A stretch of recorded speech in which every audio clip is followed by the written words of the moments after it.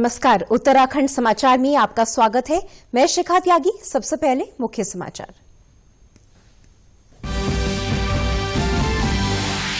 आज विश्व मत्स्यिकी दिवस पर देहरादून में मछली पालने वाले किसानों को बांटे गए क्रेडिट कार्ड। राज्य मंत्री रेखा आर्या ने कहा, मछली पालने वाले किसानों की संख्या में हुआ है इजाफा, मत्स्य संपदा योजना भी की जा रही लागू।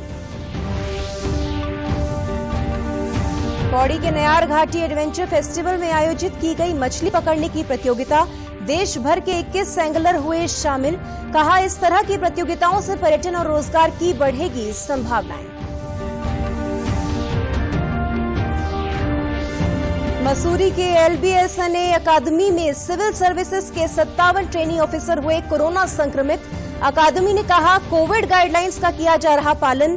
3 दिसंबर तक सभी ट्रेनिंग क्लासेस होंगी ऑनलाइन। और देहरादून की सूचना प्रौद्योगिकी विकास एजेंसी ने ई कचरे से तैयार किया अनोखा स्टूडियो। कंप्यूटर, DVD, CD और बेकार हो चुकी बैटरी का किया गया इस्तेमाल। ई कचरे के प्रति जागरूकता का संदेश। अब समाचार विस्तार से। आज विश्व मत्स्यिकी दिवस पर देहरादून में मछली पालने वाले किसानों को किसान क्रेडिट कार्ड बांटे गए। राज्य मंत्री रेखा आर्या ने कहा कि पिछले कुछ वर्षों में इस पेशे से जुड़ने वाले लोगों की संख्या में इजाफा हुआ है। राज्य सरकार लगातार मछली पालने वाले लोगों की समस्याओं को दूर करने का काम कर रही है। तक में 2016-17 में यदि हम बात करते हैं तो हमारे मत्स्य पालक 5000 की संख्या में थे, लेकिन लगातार 3-4 वर्षों से मत्स्य पालन को बढ़ावा देने के दृष्टिकोण से हम लगातार काम करते रहे और माननीय मुख्यमंत्री जी के नेतृत्व में आज हमारे मत्स्य पालक 15 से 20 हजार की संख्या में हमारे साथ में हैं, आज काम कर रहे हैं। आज मत्स्य पालन के प्रति आकर्षण केवल एक छोटे वर्ग का नहीं है, बल्कि आकर्षण अब बड़े बड़े वर्गों का, या आर्थिक रूप से सक्षम लोग भी जो है मत्स्य पालन कर रहे हैं। मंत्री रेखा आर्या ने कहा कि कोविड के मुश्किल समय में भी मछली पालने वाले किसानों को किसी तरह की दिक्कत नहीं हुई। उन्होंने कहा कि मछली पालकों को जल्द ही केंद्र सरकार की मत्स्य संपदा योजना का लाभ भी दिया जाएगा। जो माननीय प्रधानमंत्री जी ने मत्स्य संपदा योजना लॉन्च करी है, उसके माध्यम से हम तालाबों को सुदृढ़ीकरण करना, उनके इंफ्रास्ट्रक्चर को डेवलप करना, हैचरीज बनाना और हमारे मत्स्य पालकों को किसान क्रेडिट कार्ड देना इत्यादि नवीनतम कार्यक्रम जो है आने वाले समय में करने जा रहे हैं। पौड़ी में नयार घाटी एडवेंचर स्पोर्ट्स फेस्टिवल में आयोजित एंगलिंग प्रतियोगिता में देश के 21 एंगलर्स ने हिस्सा लिया। ब्यास घाट में क्षेत्रीय विधायक मुकेश कोहली ने इस प्रतियोगिता का शुभारंभ किया। उन्होंने कहा कि नयार घाटी क्षेत्र एंगलिंग में गोल्डन महाशीर के लिए सबसे बेहतरीन घाटी है। इस तरह के आयोजनों से इस क्षेत्र के नौजवानों के लिए रोजगार के अवसर बन रहे हैं। बड़े टूरिस्ट के तौर पर और टूरिज़्म के लिए भी एक बहुत बड़ी बात है कि जब ये एंगलर्स यहाँ आएंगे तो वो अपने साथ यहीं के जो युवा हैं उनको रोज़गार देंगे और उनको सिखाएंगे भी, और बाद में यही युवा अपना स्वरोजगार उसको बनाकर निश्चित तौर पर उनकी आय बढ़ेगी। हिमाचल से आए सतपाल ने पहले दिन सबसे अधिक वजनी 13 गोल्डन महाशीर पकड़ी। वहीं देहरादून के मोहम्मद अली खान कहते हैं कि एंगलिंग से नदी और जंगल बचाने में भी मदद मिलेगी। पहाड़ के हमारे गढ़वाल के कुमाऊं के युवा को एक इनकम मिल सकता है, एक शौक उनका जनरेट हो सकता है, जिसका शौक पैदा होता है। और वो शौक सिर्फ शौक नहीं है, उस शौक से आप जंगल को, नदियों को बचाने की एक आप में जागरूकता होती है, जो बहुत जरूरी है। दिल्ली से आए एंगलर गौरव कटारिया बताते हैं कि नयार नदी पर बनी एक डॉक्यूमेंट्री के बाद एंगलिंग से जुड़ा टूरिज्म बढ़ा था, लेकिन फिर भी ये नदी उपेक्षा की शिकार होती गई। इंडिया में अगर कोई भी अभी एंगलर आ रहा है, इसकी जो शुरुआत हुई थी वो इसी नदी से, इसी स्पॉट से हुई थी, जब करीबन मिड 80s के अंदर यहाँ पे इंग्लैंड की कंपनी आके एक फिशिंग डॉक्यूमेंट्री बनाई थी। उसी डॉक्यूमेंट्री को देखे इंडिया में एक्चुअली एंगलिंग शुरू हुई है। लोग बाहर से आना ही से शुरू हुए थे क्योंकि उन्होंने इस नदी को देखा था, यहीं से बड़ी मछलियाँ पकड़ी गई थी। लेकिन आज यही नदी जो है वो थोड़ा हंटिंग के कारण खराब हो रही है। देश भर से आए एंगलर्स ने कहा कि इस तरह के आयोजन से क्षेत्रीय जनता को नदी और मछली को समझने के लिए नया दृष्टिकोण मिलेगा। मसूरी स्थित लाल बहादुर शास्त्री राष्ट्रीय प्रशासन अकादमी में सिविल सर्विसेज के 57 ट्रेनिंग ऑफिसर कोविड पॉजिटिव पाए गए हैं। यहां कुल 428 प्रशिक्षु अधिकारी ट्रेनिंग ले रहे हैं। सभी संक्रमित प्रशिक्षुओं को कोविड केयर सेंटर में भर्ती कराया गया है। अकादमी की प्रेस विज्ञप्ति के अनुसार कोविड-19 संक्रमण से बचाव के लिए सभी जरूरी सावधानियां अपनाई जा रही हैं। शुक्रवार से अब तक अकादमी ने स्थानीय प्रशासन के साथ मिलकर 162 RT-PCR टेस्ट कराए हैं। साथ ही ये फैसला लिया गया है कि 3 दिसंबर तक प्रशिक्षण समेत सभी तरह की गतिविधियां ऑनलाइन ही आयोजित की जाएंगी। आईपीएस अधिकारी अशोक कुमार उत्तराखंड के अगले पुलिस महानिदेशक डीजीपी होंगे। राज्यपाल की मंजूरी के बाद शुक्रवार को उनकी पदोन्नति के आदेश जारी कर दिए गए हैं। वे मौजूदा पुलिस महानिदेशक अनिल कुमार रतूड़ी की जगह लेंगे। पुलिस महानिदेशक अनिल कुमार रतूड़ी का कार्यकाल आगामी 30 नवंबर को खत्म हो रहा है। अशोक कुमार अभी महानिदेशक कानून व्यवस्था का जिम्मा संभाल रहे हैं। वे राज्य के 11वें पुलिस महानिदेशक होंगे।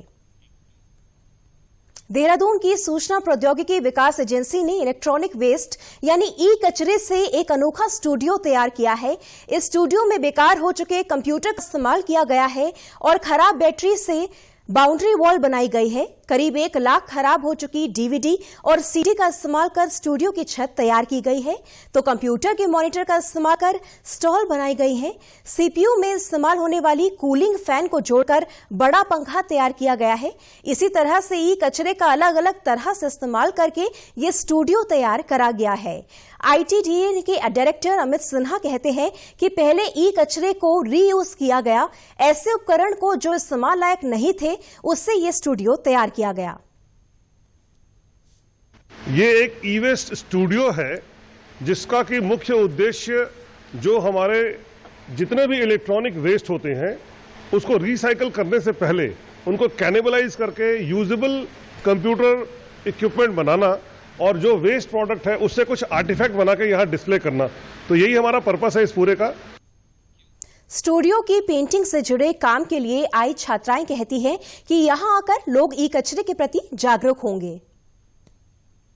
ये कंसेप्ट पूरे उत्तराखंड में फर्स्ट है, जैसे कि आप लोग जानते हैं। और दूसरी बात ये कि यहाँ पे मतलब हमें एक वो मिल रहा है मैसेज कि हम अपने ई वेस्ट को अपनी लाइफ से डिलीट करें और उसको यूज़ करें उसको, बिकॉज आपको पता ही है कि जो ई वेस्ट होता है उसमें मेजर पार्ट जो होता है प्लास्टिक भी होता है और बहुत सारे हजार्डस मेटल्स भी होते हैं जो कि नहीं है अच्छे एनवायरनमेंट के लिए। तो उस हिसाब से अगर हम उसी ई वेस्ट को हम यूज़ करके कुछ और इतनी अच्छी इनोवेटिव चीज़ बना सकते हैं तो बहुत अच्छी बात है। 3 महीनों की मेहनत से तैयार इस स्टूडियो का उद्घाटन 27 नवंबर को मुख्यमंत्री त्रिवेंद्र सिंह रावत करेंगे। इसके बाद इसे आम जनता के लिए भी खोल दिया जाएगा। रेलवे प्रशासन भी हरिद्वार में अगले वर्ष होने वाले महाकुंभ की तैयारियां कर रहा है। हरिद्वार पहुंचे उत्तर रेलवे के महाप्रबंधक आशुतोष गंगल ने कहा कि हरिद्वार में डबल रेल लाइन और सौंदर्यीकरण का काम कुंभ से पहले पूरा कर लिया जाएगा। कोरोना को देखते हुए महाकुंभ में इस बार सिर्फ 50 ट्रेनें ही चलाई जाएंगी। हरिद्वार रेलवे स्टेशन के अलावा ज्वालापुर, मोतीचूर और ऋषिकेश रेलवे स्टेशन पर भी ये ट्रेनें रुकेंगी। मेले के आयोजन में और ट्रेन चलाने में असर पड़ता है, जैसे कैपेसिटी एनहेंसमेंट हुआ, डबलिंग का काम हुआ। तो हमारी पूरी चेष्टा है कि वो हम लोग कुंभ प्रारंभ होने के पहले कर लें। 50 ट्रेन के आसपास हम लोग चला पाएंगे और प्रतिदिन उसमें स्पेशल ट्रेन और रेगुलर ट्रेन सब मिला के। इसको लेकर किस तरह की एहतियात बरतेंगे क्या कि कुंभ मेले में किस तरह की समस्या पैदा हो? देखिए, सोशल डिस्टेंसिंग की रिक्वायरमेंट बहुत महत्वपूर्ण रिक्वायरमेंट है, नॉट नेगोशिएबल है। और सोशल डिस्टेंसिंग के नियम जो भी उस समय लागू होंगे वो हम लोग पूरी तरह पालन करेंगे। और अभी जो स्थिति है उसके हिसाब से हम लोग अनरिजर्व पैसेंजर्स को रेलवे स्टेशन की प्रीमाइसेस में एंट्री नहीं दे रहे हैं। सर्दियां शुरू होने के साथ ही देहरादून नगर निगम ने राहगीरों के लिए रैन बसेरे तैयार कर लिए हैं। शहर में आईएसबीटी, ट्रांसपोर्ट नगर, घंटाघर, पटेल नगर में 4 रैन बसेरे पहले से थे। वहीं इस साल राजीव नगर में 1 और रैन बसेरा तैयार किया गया है। पिछले वर्ष देहरादून में अधिक यात्रियों के आने के कारण सभी होटल भर गए थे, तब नगर निगम प्रशासन ने रैन बसेरों में यात्रियों के रुकने की व्यवस्था करवाई थी। हालांकि इस साल कोरोना के कारण देहरादून में कम ही यात्री आ रहे हैं। साथ ही इस साल रैन बसेरों में कोविड-19 गाइडलाइंस का भी ध्यान रखा जा रहा है। मेयर सुनील उनियाल गामा ने कहा कि रैन बसेरों में हमारी पूरी व्यवस्था है, जिन्हें जरूरत हो वो यहां आकर ठहर सकते हैं। रैन बसेरों में भी हमारी व्यवस्था पूरी है, और चाहे हमारा पटेल नगर का हो, चाहे घंटाघर का हो, चाहे हमारा आईएसबीटी का हो, वहाँ हमारी व्यवस्थाएं पूरी हैं। जब भी ठंड बढ़ेगी और जब हमारे रैन बसेरों में जो है हमारे जो रात को फुटपाथ पे सोते हैं, रात को बाहर से आते हैं, उनको कोई जगह नहीं मिलती, तो उनको रैन बसेरे के लिए हमारी तैयारी पूरी है। मसूरी में चल रहे valley of words literature festival का आज दूसरा दिन है। देश दुनिया के साहित्य के साथ ही आज कोरोना, स्वास्थ्य, ऑनलाइन एजुकेशन से जुड़े सत्र भी आयोजित किए गए। आज का पहला सत्र कोविड के चलते हुए रिवर्स माइग्रेशन और राज्य की आर्थिकी पर उसके असर से जुड़ा था। दूसरे सत्र में विशेषज्ञों ने इस महामारी से लोगों का स्वास्थ्य और समाज पर पड़े प्रभाव की चर्चा की गई। कोविड के समय लॉकडाउन का असर लोगों की मानसिक सेहत पर भी पड़ा। चर्चा में कहा गया कि अब हमें मानसिक स्वास्थ्य को गंभीरता से लेना चाहिए।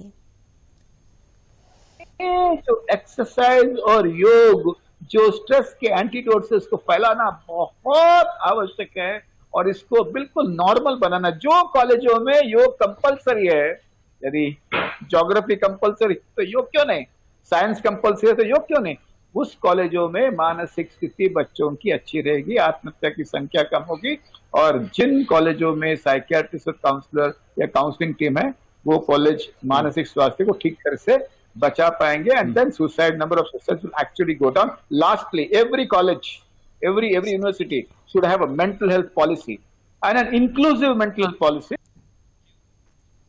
देश विदेश में हिंदी विषय पर आयोजित सत्र में अनिल जोशी, सुशील उपाध्याय समेत प्रवासी लेखक शैलजा सक्सेना, अनूप भार्गव और तेजेंद्र शर्मा भी शामिल हुए। इसके साथ ही अयान गोगोई की किताब बबल बी और शुभा शर्मा की किताब अवसीज ऑफ आम नगरी का विमोचन किया गया। सोशल मीडिया और हिंदी विषय पर भी चर्चा हुई। उत्तराखंड में कृषक प्रथम परियोजना के तहत किसानों की समस्याओं को दूर करने का कार्य किया जा रहा है। भारतीय मृदा एवं जल संरक्षण संस्थान की टीम किसानों के खेतों पर जाकर उनकी समस्याएं समझ रही है और उसके निदान बता रही है। संस्थान के प्रमुख वैज्ञानिक डॉक्टर बांके बिहारी ने कहा कि इस कार्य में सभी विभागों को एकजुट होकर कार्य करने की जरूरत है, तभी किसान अपने खेतों से जुड़े रहेंगे। इसमें परियोजना में किसान मुख्य मुद्दा है, तो किसान के पास क्या क्या चीजें हैं ऑलरेडी और उसके आसपास की क्या समस्याएं हैं, उसको ध्यान में रखते हुए कोई भी चीज हम प्लान करते हैं और किसानों के लिए, किसानों के खेत पे ही प्रदर्शन लगा करके उनको दिखाते हैं कि किस तरह से उनके लिए फायदेमंद है। देहरादून के थानो क्षेत्र के किसान महर सिंह कहते हैं कि भारतीय मृदा एवं जल संरक्षण संस्थान के सहयोग से उन्होंने अपनी बंजर भूमि दोबारा आबाद की, लेकिन जंगली जानवरों की समस्या अब भी परेशान करती है। भूमि संरक्षण विभाग के माध्यम से जो है हमने यहाँ पर जो है भूमि सुधार करके जो है इनके मार्गदर्शन में जो है बगीचा लगवाया, जो कि बगीचा भी ऐसा लगवाया हमने कि जो उससे जंगली जानवरों का नुकसान न हो, और खरगोश आदि कई जानवर ऐसे गुरड़ काकड़ वगैरह, तो इनसे ज़्यादा दिक्कत होती। फसल भी हमने तभी छोड़ी क्योंकि यहाँ पे जंगली जानवरों का बड़ा अभाव है, क्योंकि जंगल के किनारे घर होने से जो है यहाँ पे जो है जंगली जानवरों का बड़ा अभाव है। मादक पदार्थों की तस्करी के खिलाफ चल रहे अभियान में बागेश्वर के कपकोट क्षेत्र की पुलिस को सफलता मिली है। पुलिस ने एक वाहन से अवैध चरस के साथ 2 युवकों को गिरफ्तार किया। पुलिस उपाधीक्षक संगीता ने बताया कि नशा मुक्ति बागेश्वर अभियान चलाया जा रहा है, जिसमें लगातार चेकिंग की जा रही है। पकड़े गए दोनों आरोपियों पर एनडीपीसी एक्ट में मामला दर्ज किया गया है। एक गाड़ी से 2 व्यक्तियों को हमने पकड़ा है, जिनके पोजीशन में हमें चरस मिली है, जो लगभग 3 किलो 239 ग्राम है। इसकी कीमत अंतर्राष्ट्रीय बाजार में लगभग 3,30,000 के आसपास की है, और इतनी बड़ी अमाउंट में इनके द्वारा मिलना ये बहुत बड़ी सफलता पुलिस को मिली है। इसमें इन व्यक्तियों से जब पूछताछ की गई तो ये पहले भी कपकोट, ये कोटद्वार के रहने वाले हैं, कपकोट ये आ चुके हैं, और इससे पहले भी इनके द्वारा इस तरह का चरस का व्यापार किया गया है यहाँ से। कोरोना संक्रमण से बचने के लिए मास्क का अनिवार्य रूप से और सही ढंग से प्रयोग करें। साथ ही सामाजिक दूरी का ख्याल रखें, नियमित रूप से हाथ धोएं और याद रखें, कोरोना को हराना है, मास्क जरूर लगाना है। नमस्कार।